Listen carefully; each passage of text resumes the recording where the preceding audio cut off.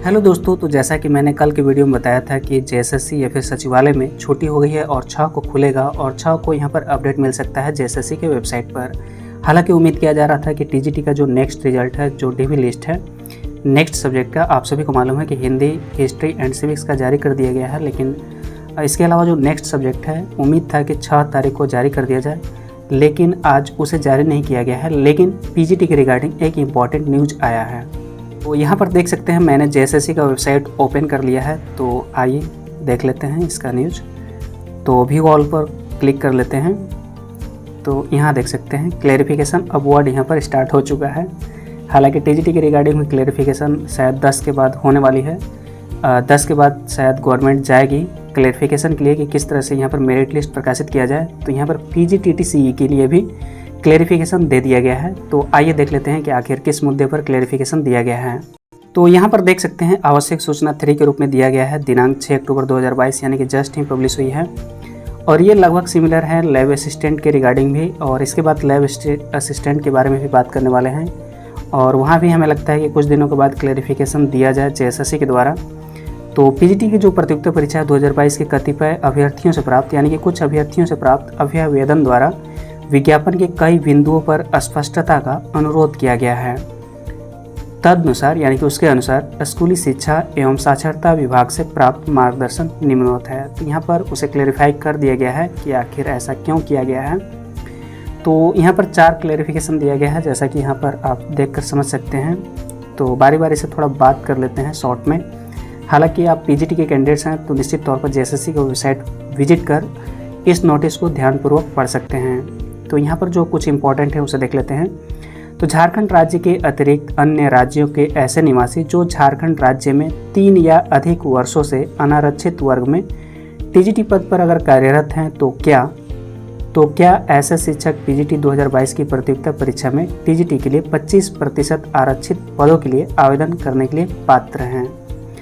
तो यहाँ पर कुल मिलाकर ये मैटर है कि झारखंड से जो मैट्रिक इंटर अगर नहीं है, कुल मिलाकर यही समझ सकते हैं कि अगर झारखंड से मैट्रिक इंटर नहीं है और इस तरह की अगर उनके पास पात्रता है तो क्या वे एलिजिबल हैं पीजीटी 2022 की प्रतियोगिता परीक्षा के लिए। तो यहाँ पर स्पष्ट रूप से क्लैरिफिकेशन दे दिया गया है। और फाइनली यही समझ में आता है, अगर आप देखें तो फाइनली यही बात है कि अस्पष्टता जो है मैट्रिक और जो इंटर होना चाहिए, ये झारखंड राज्य के अवस्थित मान्यता प्राप्त शैक्षणिक संस्थान से ही होने चाहिए, तभी आप यहाँ का फॉर्म आप अप्लाई कर सकते हैं पीजीटी 2022 का। तो ये सभी क्राइटेरिया के अनुसार नहीं फिल कर सकते हैं। इस तरह का क्लैरिफिकेशन डिटेल से नियमावली के रिगार्डिंग दिया गया है। और यहाँ पर भी देख सकते हैं नंबर 4 में क्लैरिफिकेशन कि झारखंड राज्य के अनारक्षित वर्ग के ऐसे निवासी जो 3 या अधिक वर्षों से, मान लीजिए कि झारखंड में टीजीटी के पद पर अगर कार्यरत हैं और अपना हाई स्कूल और इंटर जो है झारखंड के अतिरिक्त अन्य राज्यों से पास किए हैं। तो यहाँ भी अलग स्टेट की बात करी गई है। हालांकि यह सब बात है कि 3 या अधिक वर्षों से झारखंड में टीजीटी के पद पर कार्यरत हैं, लेकिन जो मेन मैटर है कि झारखंड के अलग से वे मैट्रिक या फिर इंटर पास किए हैं। तो क्या जो पीजीटी 2022 की प्रतियोगिता परीक्षा में टीजीटी के लिए जो 25% जो रिजर्व पद हैं, तो क्या उसको आवेदन करने के लिए पात्र हैं? तो ऐसा बिल्कुल भी नहीं है। यहाँ पर कुल मिलाकर यहाँ मैट्रिक और इंटर होना चाहिए, यही बताया गया है। अगर आप डिटेल से देखें तो निश्चित तौर पर आपको समझ में आ जाएगा। तो यहाँ पर देख सकते हैं ये सारे नियमावली हैं। तो इंटरमीडिएट 10+2 कक्षा झारखंड राज्य में 10वीं कक्षा एवं इंटरमीडिएट 10+2 कक्षा झारखंड राज्य में अवस्थित मान्यता प्राप्त शैक्षणिक संस्थान से उत्तीर्ण होना अनिवार्य है। ध्यान दीजिएगा, अनिवार्य है, चाहे किसी भी परिस्थिति हो, कैसी भी हो। तो यहाँ पर कुल मिलाकर यही क्लैरिफिकेशन है कि यहाँ पर मैट्रिक इंटर यहाँ से होना चाहिए झारखंड से। तो यहाँ पर जो अभ्यर्थी हैं उनको स्थानीय रीति रिवाज, भाषा एवं परिवेश का ज्ञान होना यहाँ पर अनिवार्य होगा। और यह प्रावधान झारखंड राज्य के अनारक्षित जो वर्ग हैं उन अभ्यर्थियों पर भी प्रभावी है, यानी कि ये सभी फॉर्म अप्लाई नहीं कर सकते हैं अगर वे 3 या अधिक वर्षों से झारखंड राज्य में अगर टीजीटी पद पर कार्यरत हैं। तो यहाँ पर देख सकते हैं झारखंड राज्य के अतिरिक्त अन्य राज्यों के ऐसे निवासी जो झारखंड राज्य में 3 या, हालांकि इसे मैंने बता दिया है। यहाँ पर अब देखते हैं सेकंड नंबर पर।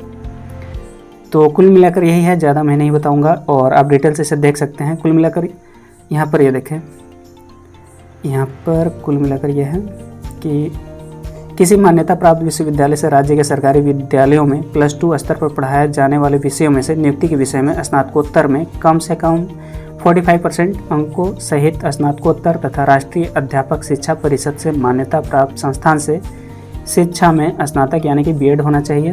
तो यहाँ पर ये बताया गया है कि ये जो अधिसूचना है यहाँ पर अध्यापक शिक्षा परिषद जो है, जो विनियम 2009 है उसके अंतर्गत लागू होने की तिथि दिनांक 31 अगस्त 2009, यही मेन मैटर है। 31 अगस्त 2009 के पूर्व जिनका नामांकन सत्र रहा हो तो उनके लिए मान्यता प्राप्त विश्वविद्यालय से राज्य के सरकारी विद्यालयों में +2 स्तर पर पढ़ाए जाने वाले विषयों में से नियुक्ति के विषय में कम से कम 45% अंकों सहित स्नातकोत्तर की योग्यता आवश्यक है तथा अनुसूचित जाति अगर बिलोंग करते हैं SC/ST से या फिर निःशक्त आरक्षण कोटि से तो उन्हें 5% अंकों की छूट है। और यही मैटर यहाँ पर नंबर 1 में भी दिया गया है कि किसी भी मान्यता प्राप्त विश्वविद्यालय से राज्य के सरकारी विद्यालयों में +2 स्तर पर पढ़ाए जाने वाले विषयों में से नियुक्ति के विषय में कम से कम 50% अंकों सहित स्नातकोत्तर तथा राष्ट्रीय अध्यापक शिक्षा परिषद से मान्यता प्राप्त संस्थान से शिक्षा में स्नातक होना चाहिए। तो यहाँ भी यही नियम कानून है। और यहाँ पर जो प्रभावी डेट है यहाँ पर देख सकते हैं 31 अगस्त 2009, जिनका अगर नामांकन सत्र रहा हो तो उनके लिए मान्यता प्राप्त विश्वविद्यालय से राज्य के सरकारी विद्यालयों में +2 स्तर पर पढ़ाए जाने वाले विषयों में से नियुक्ति के विषय में कम से कम 50% अंकों सहित स्नातकोत्तर की योग्यता आवश्यक है तथा जो SC/ST हैं या फिर जो निःशक्त हैं, जो निःशक्त कैटेगरी के हैं तो उन्हें 5% अंकों की छूट है। तो कुल मिलाकर यहाँ पर झारखंड सरकार के द्वारा या फिर JSSC के द्वारा क्लैरिफिकेशन दिया गया है। PGT ऑनलाइन एप्लीकेशन के संबंध में यहाँ पर देख सकते हैं नोटिस, और यहाँ पर भी मैं इसे डाउनलोड कर लेता हूँ। और यहाँ पर देख सकते हैं कि डेट जो है एक्सटेंड कर दिया गया है। यहाँ पर देखें कि जो आवेदन है दिनांक 7 अक्टूबर 2022 की मध्य रात्रि तक आमंत्रित किया जाना था, तो अपरिहार्य कारणों से ऑनलाइन आवेदन की तिथि निम्नवत विस्तारित किया जाता है। तो यहाँ पर जो डेट है फॉर्म भरने का डेट, उसे एक्सटेंड कर दिया गया है। तो ऑनलाइन आवेदन समर्पित करने की अंतिम तिथि है 1 नवंबर 2022 की मध्य रात्रि तक, और परीक्षा शुल्क भुगतान हेतु अंतिम तिथि निर्धारित किया गया है 4 नवंबर 2022 की मध्य रात्रि तक।